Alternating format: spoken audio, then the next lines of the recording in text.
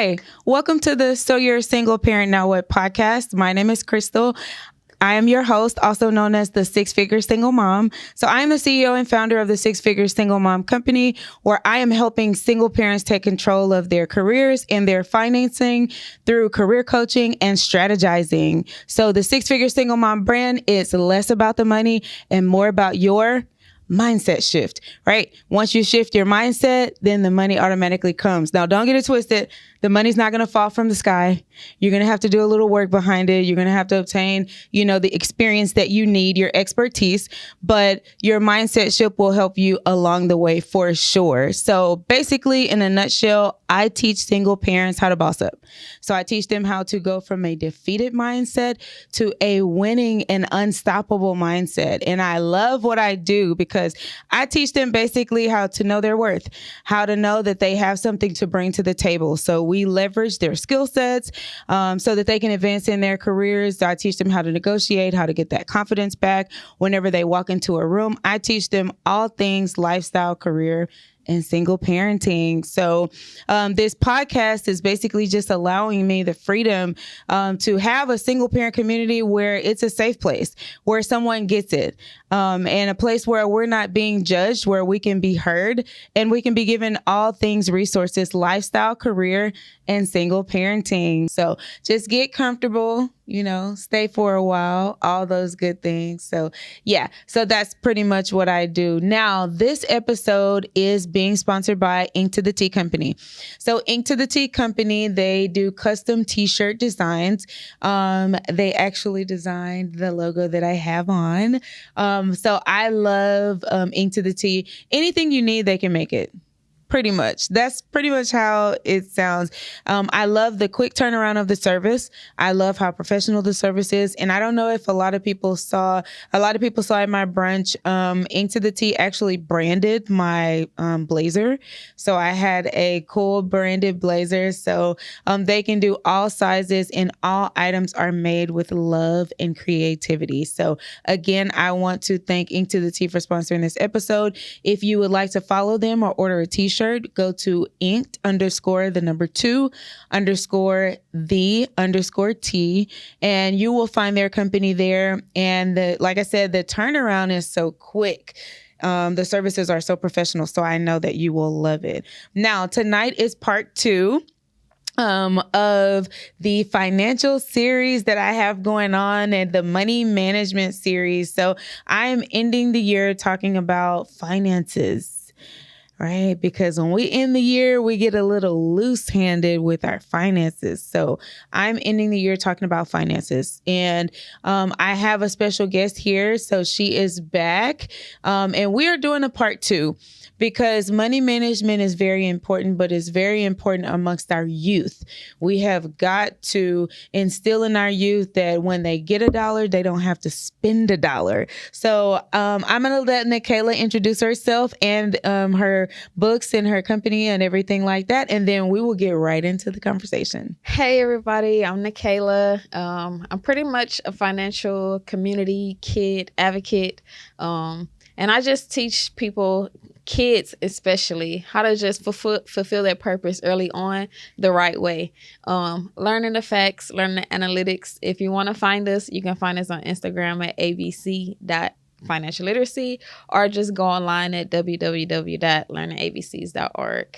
Awesome. So the last episode, we talked about what age you got introduced to money. We also talked about how you got introduced to being responsible with your money. And then we talked about how you go out into the community. You're not just online. Correct. You go out to the community. You do market research in the community. You also touch the people in the community. And you're also in the school districts. Yes. So can you let us know what school districts you're with and what age groups you're working with? Yeah, so I've worked with HISD. I actually worked with high schoolers at HISD. And then with Spring ISD, I work with middle schoolers. Most of the time, I kind of adjust to the audience. So with my high schoolers, we do different type of games versus my middle schoolers, but I do Jeopardy or I might quiz you. So I kind of adjust. Okay. The goal is to get you to learn something. So any audience I can touch, and then my books is more so directed towards our younger generation to get them. So subconscious at an early age. That's my key, to start you early. But even after the early stages, the middle stages, and then high school stages, I'm still there. Okay, right, because somebody might have not learned that in school. Correct. They're just now introducing some of these things into the schools. So I think that's so great. So as a parent, yes. Why, or number one, why do you feel like controlling your finances are so important? And number two, what are some ways that you think parents can implement controlling their finances? So I think it's important because it's just understanding the discipline is important first. You have to prioritize in life. Yes. And priority versus what I want versus what I don't need. We have to start to understand that early on. So just understanding how to be disciplined mind, it makes learning about financing and discipline yourself within finances so much easier. But I do believe like it's more so to create a disciplined mindset. Yeah.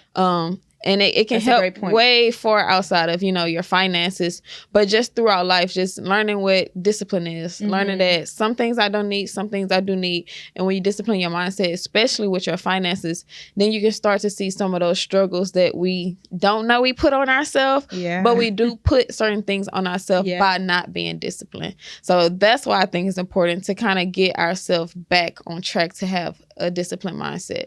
And then the second question was to... what are some ways that you feel like parents can control their finances? Because like you said, it sometimes the parents aren't disciplined with their money. Sometimes we get a little loose with money. Correct. So in return, the kids are the same way. So what are some ways, like for me, for example, I create a budget. Right. I incorporate couponing in my budget. Okay. So I will never buy something and not use a coupon. Right. And I like that. I ordered business cards last night and I was online Googling retail me not. I was like, what is a coupon that I can use? I do that all the time off. Too. Like anytime I put in something, let me just go see if it's a coupon, because it do be coupons out there. Shout out to Retail Me Not. They not sponsoring this episode, but I am also always using Retail Me Not. Because it's out there. Yeah. So why would I not? I had a $40 order or something like that. And I think I ended up getting like maybe $7. I mean, it's like, it adds up. It does. So I do couponing. I do financial planning. Right. So, okay. Every year, I establish a budget, but I also, have some financial wealth things that I do outside of just my regular budget. And these are all great. These are all great points when it comes to different things you can do to teach, or even yourself, teach and also learn when it comes to money management. Another thing, as I was discussing, if you have a little one, kind of when you say yes, we do want to overwhelm our kid with like, I want to give you what I think, I don't want you to feel without, basically. Yeah. You don't want your kid to feel without a house, warmth, love, anything. So you give. But a thing that we can start practicing is to give with kind of like an attachment, a yes with an attachment, to show you that yeses are really in real life not that easy. Not all the time your yes is gonna be that easy. So I don't want to kind of trick your brain into thinking that it's yes men, yes, it's all out here, and it's scary because our kids nowadays, I was talking to my daughter about this the other day. I was just telling her, I feel like kids nowadays don't deal with the no that great. Correct. Like some kids start spazzing. Yeah. And have meltdowns. Like having meltdowns, and it's like, oh, because you said no. Right. You know how many no's I got when I was a kid?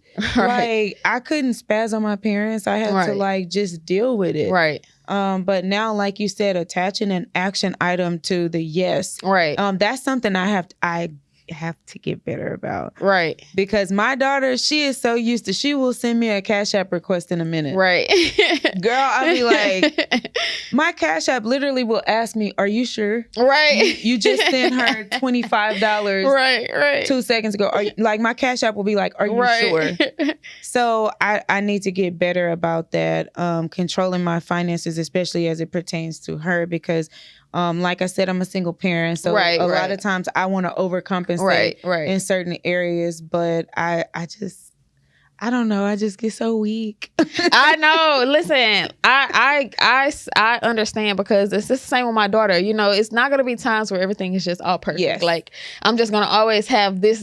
You know, it's not gonna be like that. Because we live life. This is reality. Mm-hmm. But the thing is to start training ourselves to include that process. Yes. Just to kind of break a habit of thinking or coming up the perception that it is that easy in life. Another thing you can do is give them their, when they run out, okay, well, you have to actually earn the next amount of money just as mommy did. Yeah. You know what I'm saying? That's the reality of it. Money just really don't come that quick. Like I work hard to make it happen, and not saying that I don't have it, but now you see in life at that point where you realize you are without, you see in life that you have to earn something. You have to do something to earn more. It's easy to ask, but that's not going to be the answer all the time. Yeah. And I know one thing that I used to do with my daughter, I used to be like, yes, yes, yes, yes, yes, yes, yes. But now I find myself being like, I don't have it. Right. and even if I have it, it wasn't for that purpose. Correct. So I be like, I don't got it. Right. I be like, I don't get paid till right. You know, I've reached my limit this week. Right. Even if I do have it, I be like, I'm right. And even give limits. Like you like how you said you do it so well within your planning. Give limits on stuff like that. Like with your kids, you have to limit them. Like and that'll be the hardest because they really your heart. And I know that so hard. I have a 5-year-old, and today when I picked her up from school, she's, Mommy, do you have a surprise for me at home? I said, the house. Right. The house. You have a nice house you're coming to. Yes. Exactly. No, I'm not finna. No, ma'am. No. Yeah. And I think that with our young people, that's why, like I said, what you're doing is so important because they have to learn the value of $1. Everything is just right at your fingertips nowadays. Right. And if they don't learn the value of $1, they'll think it falls from the sky. Right. And then it won't teach them. I always say on this platform, my first job, I made $5.30 an hour. Right. You know how long it takes to save up money when you make $5.30 an hour seriously. and then you working part-time because you're a student? Right. It takes discipline. Right. And I'm really big on discipline, so I'm glad you said that. Being disciplined is something that I pride myself on because there are certain times that you need to establish a need versus a want. Correct. And when you don't properly do that, you can find yourself in financial ruin. Correct. Trying to keep up with what's going on and everything else that you may not even be trying to keep up with someone else. Right. You may just not be able to stop yourself from purchasing those wants. Right.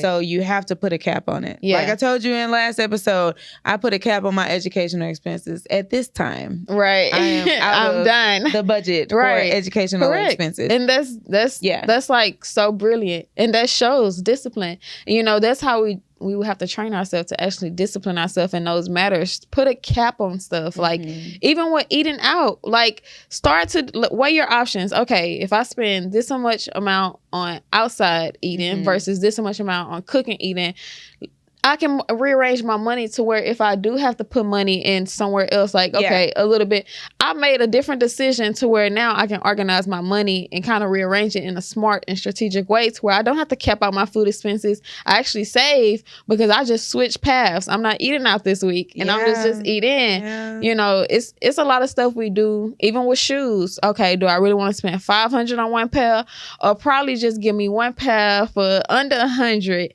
and then I have $400 that I didn't have to spend. You know, like we have to get out of the, what is it? I really want to say it's like a social standard. Yeah. And we try to keep up with the social standard to where you really fall in doing a lot of stuff you don't need to do.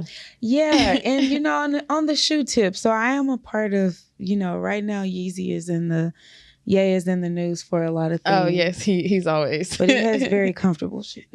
Right. Okay. He has very comfortable shoes. Okay. So yeah, you kind of been one of those people that when they be like, "Oh, these are coming out," I'm like, "Oh," but those are the only ones because they're so comfortable. I have wide feet. But no, you're right, and I can't wear 10 pair of shoes at one time. Right. And then you have to also, to even put it more into perspective, say for instance, we do it because we do have kids. When I say the Dunks be gone, all the ones, all the Nikes, everything be gone. So let's put into perspective for them and actually take them to different volunteer and donation events so we can put them like, okay, this homeless man do not even have a shoe. Shoe got holes, but you walk around with a shoe that you don't even want to walk in, although it's a shoe. So let me put it in perspective for you to really show you that you really have on something you don't need. Yeah.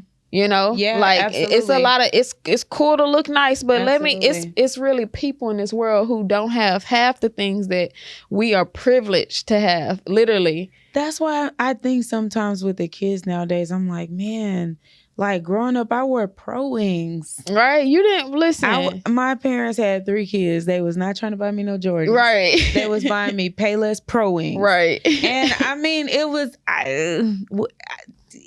they were shoes. Right. They went on my feet. They worked just fine. Right. But nowadays it's like I said, if you tell the kids no, it's like they spaz, and it's like, they don't realize how blessed they are. Right. And that's why, again, we have to put a cap on certain expenses, and we have to expose them to money management. Correct. We just have to, because if we don't, then who else will? And expose them to reality. Yeah. That's really, like, we got to expose them to reality. In reality, you are not going to be given stuff your whole life. That's the reality of it. And we're going to make it harder by giving it to you until we like, okay, you're grown, go get a job. I don't know how to get, you give me a job. You know, you gave me everything else. Yeah. Like, we're making it harder for them by thinking we're making it easy, but we're not. We're really handicapping them from reality. Like, place them in reality. Let me show you the reality of life. Like, life is really just not that easy. And if you do want more money, I'll show you how to make more money. But all the money I get, I have to do some action behind it. Yeah, like this money. I have yet to see money. Just here you go. Like, I'm waiting for it. Even if it's a grant, even if you get free money, you have to put action behind it. You have to go apply. Yeah, the grant is not going to come to you. Like, nothing. Everything you have to do. You have to put action behind it. So we're just giving our kids shoes, this, and they do no action. By the time when they come, I got to do a little bit of action. Yeah, they're gonna have a meltdown. Yeah, I don't. This is foreign to me. What are you talking about? I got to do something. Like, and I think of it too. Like when I was in school and I was applying for scholarships, I was so shocked at how many scholarships I got. I mean, I literally just wrote a paper. Yeah. But you would be surprised how many kids don't even take the time to write get a scholarship. For scholarships and stuff. And it's just like I said, you have to take action with everything in life. Like, you're going to have to do something. And that's also a term in my book. It's called quid pro quo. You know what that means? No. So quid pro quo, and I actually learned it because I had to find a Q. Oh. Quid pro quo is a Latin term that means something for something. So if you go to the farmer's market and they have fruit, and you have money, you have to give that money in order to get their fruit. And that's really the ways of life. Everything is something for something. It's quid pro quo. You have to give something for something. Yeah. You know, no matter what it is, smile, a laugh, a conversation, or write, or essay, you have to give something to get something. Yeah, so I'm a part of a nonprofit, and that's one of the things that we do every year is we have this huge event. I think I was just telling you about it right before we came in here. And so it's this weekend. So it's the Jensen Jubilee. It's going to be at Shady Lane Park on the north side of Houston. But in there, we give out scholarships. And they're like, we have to literally beg, like, please, we want to give this money out. Like, we really desire to help the community. We really want to give this money out. And this year, I actually talked to the board about opening it up to students that are going to trade schools. Right. Because I work in the project industry and the oil and gas industry, LNG industry. And that's one of the things that's really big is when I go to the sites, a lot of guys are welders, pipe fitters. Yep. You know, they have instrumentation, electrical, mechanical skill sets. And so I think it's important to give them scholarships too, because it doesn't mean that they don't have high GPAs just because they're going to trade schools. So on the nonprofit that I'm on, this year I actually talked to them about opening up the scholarships to kids that are going to trade schools. because I do work in the project industry, and I always see people when I go to the site that are welders and pipe fitters and electrical skill sets, mechanical skill sets. So I think it's important for us to invest in them also. But we are begging them to please apply for the scholarships because we want to give them out. We have sponsors that give to our nonprofit. So we desire to give these scholarships out. Just need them to take that action. Just need them to take that action. And even like you said with grants, can you talk a little bit about grants and the things that you've had to do? Honestly, whenever I'm looking for a grant, sometimes it's presented to me because I like my tax preparer. She's very business savvy, so she'll present like certain grants that are happening at the moment. But sometimes when I'm just like, I know it's something I want to purchase big, some marketing, some material, I just start Googling.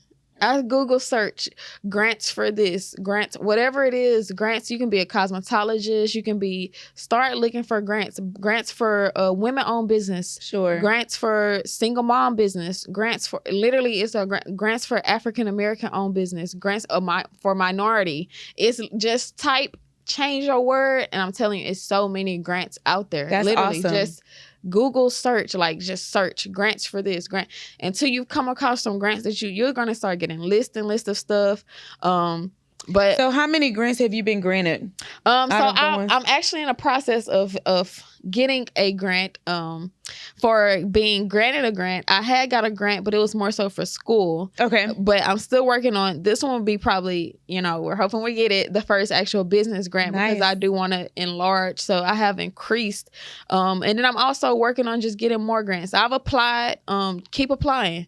It's plenty. Keep applying. So I'm still in the process of still applying because now I'm seeing what I actually want for my business and how I'm seeing where I can put my money to expand it rather than trying to just get a lump sum, don't know what to do with it. Yeah. But now I'm actually saying, okay, this costs that. I do need stuff for marketing. I do need material for shipping. I do need to keep up with my stuff that my subscriptions. So now that I see where I am in need of a larger amount, it's pushing me more to, okay, I'm tired of spending my own money because it's been just my money, It's rough out here. But you learn. So like I said, it's a process. And when I mentioned the first episode that it takes about 5 years for you to fully understand your business to get it operating smoothly. So that's pretty much where I'm at. I'm understanding how to get it operating smoothly. And I'm finally at that point where I understand that more money outside of my own pocket is a necessity. How important is ownership to you? Ownership is very important. I'm gonna be honest. Ownership is important because we're so capable of so much. Great point. It's really like, and what I really think that brought that capability to the light is COVID. And during COVID, because you had nothing to do but to think, how the hell am I finna survive? Yes. Like, how am I finna? They didn't shut down this job. Everything closed. Like, how am I finna survive? So I think COVID actually brought people up to their minds to really see, like, you're capable of so much. Then we got hairstylists, cosmetologists. We got people, estheticians. We have so many people who was birth of like, okay, I am capable of owning myself. Basically, to be able to manipulate. And plus, you have no cap. If you go somewhere for a certain amount of time, then you're always capped to earning this much amount. You're always limited to this amount of time of your day. You're gonna always be limited. But if you understand, like, I'm gonna own myself, I'm gonna be honest, you're gonna be able to own so much more because you're capable of a lot. Yeah, and I think even talking about home ownership is important. Even talking about owning those, owning all of that. Even if you rent, like I said, you're gonna always be capped. If you own your home, correct, you have more room to leverage. You have more room. You have an asset because if you ever come a downtime, you can't sell your rented home because it's not yours. But if you have to sell, you can leverage your house to help you build back up. So owning is important, period. And even like you said, over COVID, my house appreciated $100,000. Right. And it's just like that because of COVID. Like, all the rates are up right now. all the houses have skyrocketed right now. So I think just ownership and just planning, it goes along with planning. So I always talk about planning, scheduling, strategizing, executing. So planning, I plan to be a homeowner. Right. I didn't just say, oh, this year I'm going to be a homeowner. Right. And I waited until I was ready. Right. So I bought in an area that I feel was appreciated. Right. I bought a house that I felt like would appreciate. Right. So in return, it's doing what I anticipated it to do. Yep. So ownership is important. Like you said, land, I'm always looking. So I have some family members that own some land, and I'm always like, what y'all gonna put on that land? I mean, they've owned the land, and it's they've owned the land, but I just think put something on it that's gonna make you money, and that's gonna, the land is appreciating. But if you put something on it, it could bring in, more it's a bigger return on your investment. Right. So I'm always on them about that. But I love what you're doing with the financial literacy. I love what you're doing with the books. I feel like ownership and controlling your financing and having that money management is so important. So in the first episode, you talked about your books. So you have a coloring book for children, for them to trace and color and draw things. And then you have a ABC financial literacy book that's more of a reading book. Correct. So you also have a couple more materials. So tell us a little bit about more of your materials.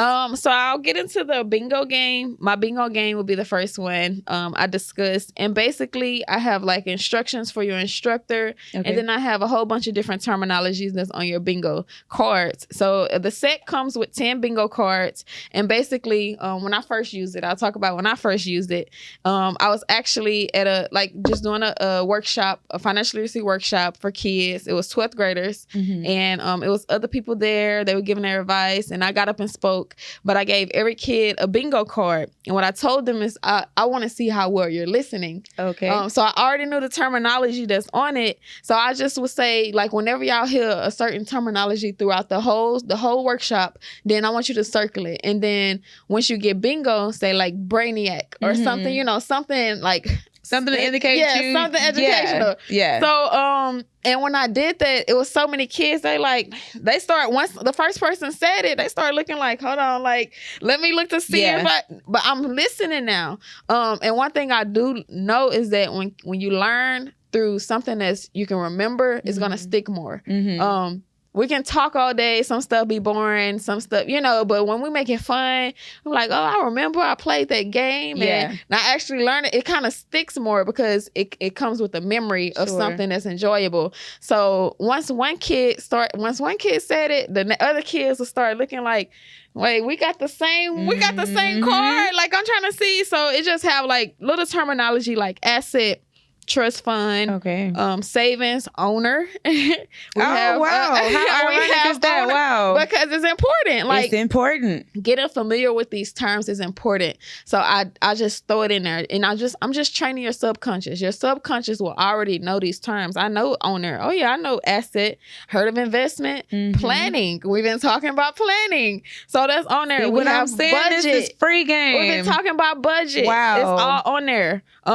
A career, savings, insurance, goals. You have to have a goal. You have to have a goal set so you can know where you're going.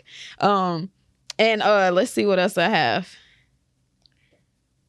I said trust fund, goals, income, real credit. Estate. I see real estate as well. So, I just do this different terminology just to train their subconscious. And then I have a few more financial material. And it's just like a missing alphabet edition where it's kind of fill in the blank. You got 10 minutes to see, and then I always come with the instructor copy. So you'll have like your answers. Yeah. And then you'll see like the different answers: barter, credit. I was wondering if the B was going to be for barter or budget. Okay. My mind was already at barter because as a business owner, sometimes you barter. You do a lot.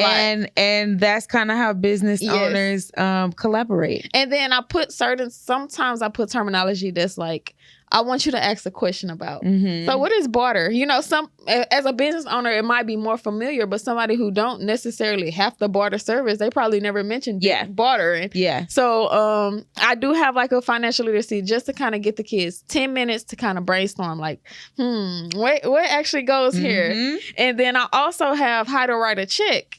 Because you got to know how to write a check, because when you writing checks, that's when you know you in the right digits. Okay.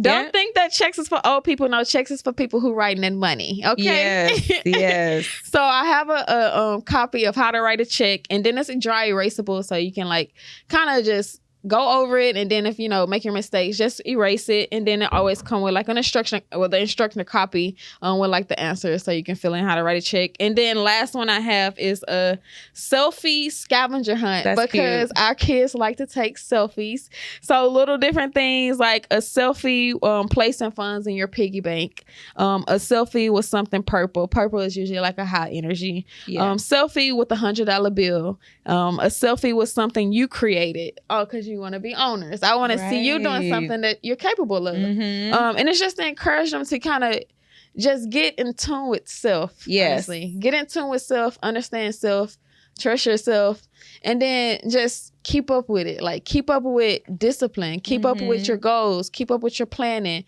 keep up with the things that's making you happy that you actually need versus what you want. And then like you said, first episode you said once your daughter started taking her accounting and money management class, she starts to see like, I like it, but that's something you actually need. You don't know you need that until you're in front of it and you're like, you know what, I like this because I'm gonna need this. Yes. No, it's more interesting. Like you really need that. When I was growing up, my mom worked at the bank, one of the banks that distributes the money. So they print the money, they cut the money, they distribute it to all the banks, domestic, internationally. Right. And for Take Daughter to Work Day, we would go there. They would give us like shredded money in a bag. Oh, wow. So you know when they print money, if it misprints or something like that, they shred it. Also, too, they have $2 bills. Right. So they would give us $2 bills and things like that. And I always thought it was so fun, but I always, in the back of my mind, was like, man, I want to be around some money. Right. Like, it was something just about seeing the machines printing the money. Like, you're right there. Right. Like, standing outside of the window. And it's That's the name of the machine. Yeah. And it's something that they would teach us. When we went up there, they would talk to us about money. They would talk to us about what's actually happening. So I think, like you said, subconsciously, it puts something in your mind like, man, when I get older, I got to manage this money because this is how it's printed, but you only get so much because the banks got divvied only so much. So I love what you're doing. I love your books. I said in the last episode, I'm definitely going to purchase one of the coloring books and I'm going to purchase one of the reading books for my nephew because he's so smart. So smart. I actually have a set for you. Oh. And you can actually give your nephew that set. I'm still going to send you, I'm still going to pay for these because you know what? I believe in supporting things that matter and our children are our future and our children matter. And my daughter going to be taking care of me one day. So, yes, she is. My nephew might be taking care of me one day. So I got to invest in them as well. So thank you for the books. Now, can you tell the audience where they can find your books, where they can find your materials? And also, too, for the audience, I have a discount coupon code for you guys. So if you use SFSM, and you can only guess that it stands for it's the six-figure single mom. So SFSM, that will give you a discount on both of the books. But can you just let them know where to find them? Definitely. You can check it on Amazon. A lot of people utilize Amazon. Both books are on there. You just type in ABCs of Financial Literacy, and then the author Nakala Harris will pop up, which is me. And then you can also go on the website at www.learningabcs.org. And if you want to keep up with us on Instagram, just go to abc.financialliteracy. financialliteracy.com. Please make sure you use the code SFSM Yes. for your discount, so you can make sure that we know you came from the Six Figure Single Mom podcast. Yes. So please support these materials. We always talk about what our kids are doing, and when it's negativity, when it's as it pertains to our kids, we can always talk about it. But these are positive things that will help our children learn money management. Correct. And when they get better, then we know that we're doing a good job and that we're making an impact, because that's what it's about. It's about making an impact with our children, because again, the children are our future. Now, I thank you, Nakala, for coming tonight. Thank you for having me. For coming, because anybody can listen to this podcast in the morning, in the afternoon, at nighttime, in the evening. So thank you for coming and sharing with us about your materials. I am Crystal, also known as the Six Figure Single Mom. If you would like to reach out to me, then I can be reached at www.sixfiguresinglemom.com. That is my website. Please reach out to me. Or you can reach out to me on Instagram. I'm on Instagram at The Six Figure Single Mom. Again, The Six Figure Single Mom. And if you are looking at this video on YouTube, subscribe. If you are not subscribed, what are you waiting for?